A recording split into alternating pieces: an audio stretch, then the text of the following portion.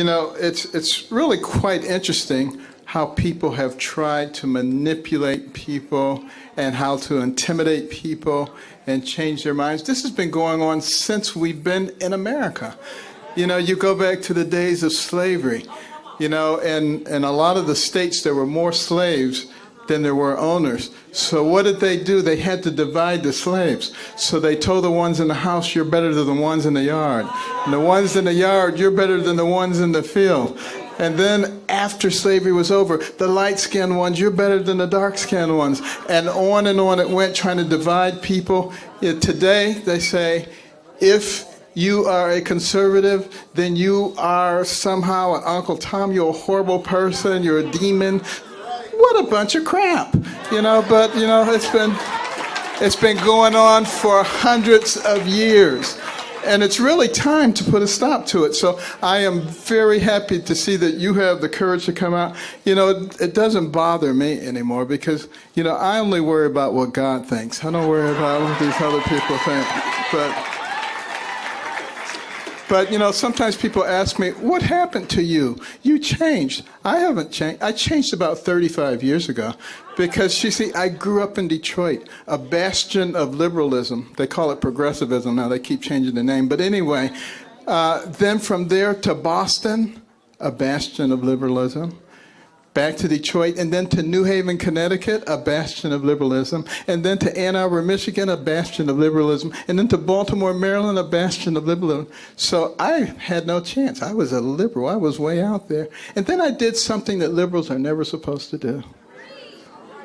I listened to a conservative. I listened to Ronald Reagan. And I said, you know, he doesn't sound like a horrible racist person. He sounds just like my mother. And at that point, I started thinking for myself. And that made a big difference. It made a big difference in my medical career, too. I didn't do what everybody else did. I always started thinking out of the box. How do you solve this problem? And that's the reason that God gave us these complex brains. Your brain has billions and billions of neurons, hundreds of billions of interconnections. It remembers everything you've ever seen, everything you've ever heard. It can process more than 2 million bits of information in 1 second. Would God give you something like that just so that you can be a sheep and follow what somebody else tells you to do? Or to think for yourself? And you know, don't you find it fascinating that so many people say the president's a racist? He's a horrible racist and everything he does. Well, you know, it seems to me like some years ago, Jesse Jackson actually gave the president an award in New York City because he opened so many opportunities for black people. Is that what a racist does? And then when he moved to Palm Beach, he was right on the forefront to fighting the clubs who were not admitting Jews and blacks. Does that sound like what a racist would do? He is the one who finally got the Second Chance Act done. Does that sound like what a racist would do? When he took office, he brought the office of HBCUs to the White House so it could get appropriate attention, more money than ever.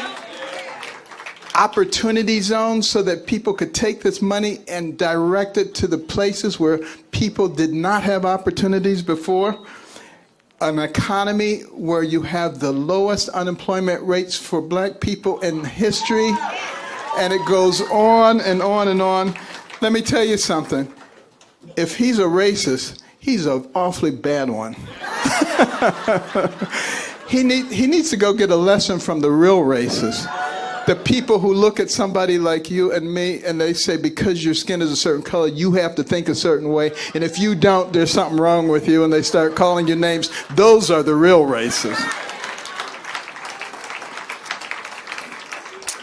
But you know, the president believes that a rising tide lifts all boats. He doesn't believe in identity politics, and that's why he's doing things that work for everybody. And we should be happy about that.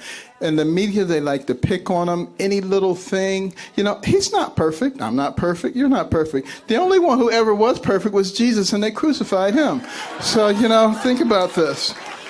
And we need to just look at the big picture, think about all the incredible things that are happening, think for ourselves, and be missionaries.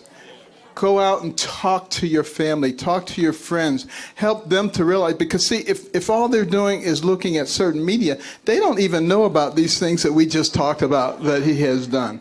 And so they can perpetrate this horrible image of him being a bad person. It is absolutely not true. I work with him all the time. He's a wonderful person. He's become a good friend. You remember during the campaign when we were having a debate, and I couldn't hear my name. I came out, I stood there, I was waiting to hear everybody else gleefully walk past. He was the only one who stood with me until they straightened it out. That's the kind of person that our president is. He is my friend, and he will be your friend as you get to know him. Ladies and gentlemen, the 45th President of the United States, Donald J. Trump. 'Cause the flag still stands for freedom, and they can't take that